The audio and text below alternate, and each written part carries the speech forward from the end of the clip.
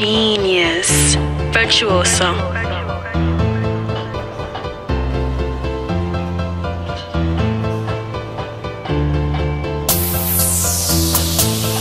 Don't you compare me to these lames. Man, what's up? It's DJ Genius, Genius Virtuoso, and my three little digs are music. Can't live without it. Pussy, I got to have it. I got to have it. And I think, man, that I got to have God in my life, man. I gotta be spiritual. I have to be spiritual every day I wake up, and I have to, cause that's how it all makes sense in the end. That's my three little digs. Right.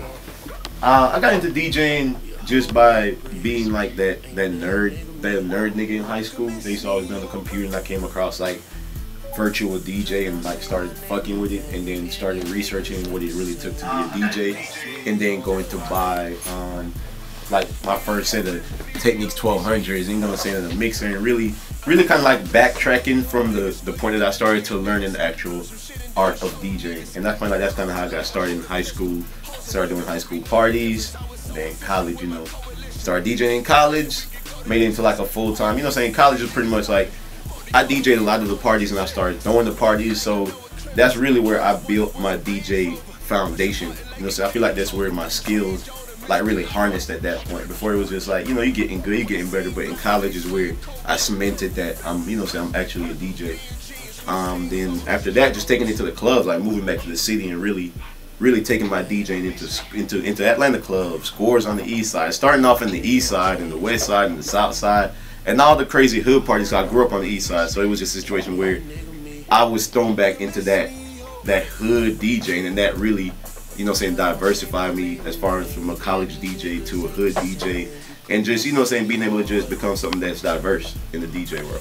So for the past pretty much year and a half, I was still doing everything else as a DJ, breaking records, putting out mixtapes and stuff like that. So I still came in contact with a lot of different artists. One of the artists I was rocking with hard at the time was K-Camp, you know what I'm saying, really just being in the studio and, you know what I'm saying, just being along his process.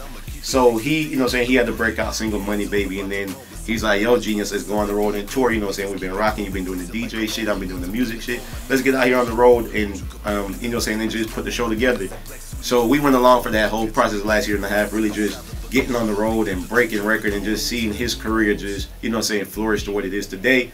It was like, okay, cool, I learned a lot, I had a lot of experience being around him musically, because, I mean, you know what I'm saying, that's my bro and he's a musical genius. Like, just being around him and picking up on some of his musical talents and how he do certain things and how he teach me to do certain things, it kind of just helped me go into the process of this Prince Slum LP that we're putting out, where I'm just a lot more involved with the music, just a lot more involved with the music and the creation process, and the music just speaking from my perspective. So I've always been more of a creative person, a visual, you know what I'm saying, a visual person.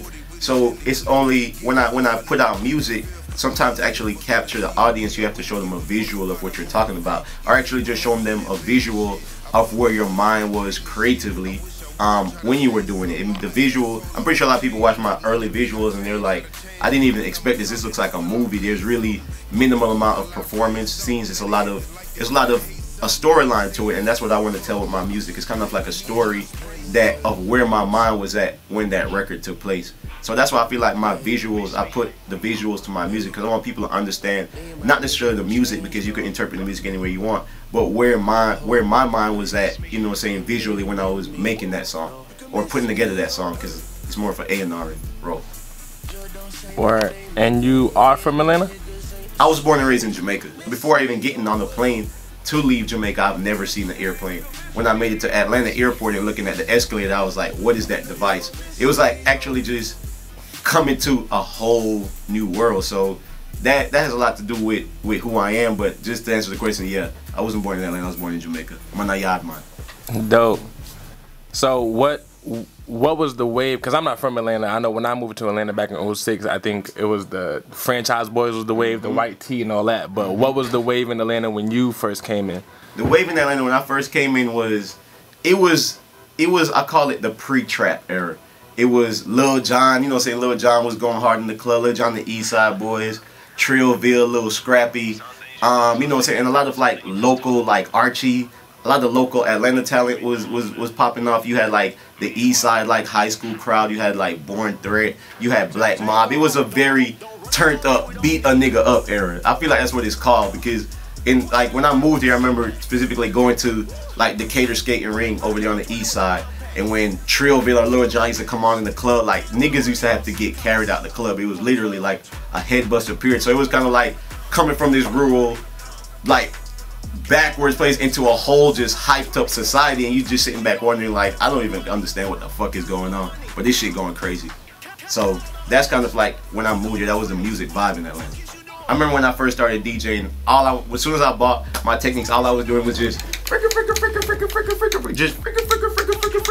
and you know what I'm saying? Cause I wanted to, that's what I thought DJing was in my mind. I was able to just do cool cuts and scratches, you know what I'm saying, and just making that scratch sound. But then I ran into like one of my mentors, DJ Flux, and he said, you cannot scratch anymore. He was like, do not even scratch.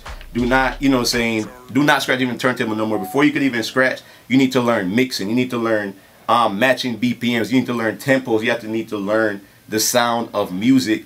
You want a continuous party experience. You don't want to just be dancing, the music cut off, and then you just be like, okay, drop another song. So the basics of it is a continuous groove, and that's the part that I feel like that I'm in tuning as a DJ. It's all about matching the tempos. And even before, like we had laptops that read BPMs, like you have to understand a lot of old school DJs actually could listen to any song and catch the BPM or catch the tempo. And that was the true art of mixing back then. It's like old school DJs, they didn't have a BPM reader. They had to hear how songs go together. You had to do this so much that you had to know that this song could mix with this song, because you could almost calculate their BPM to a T.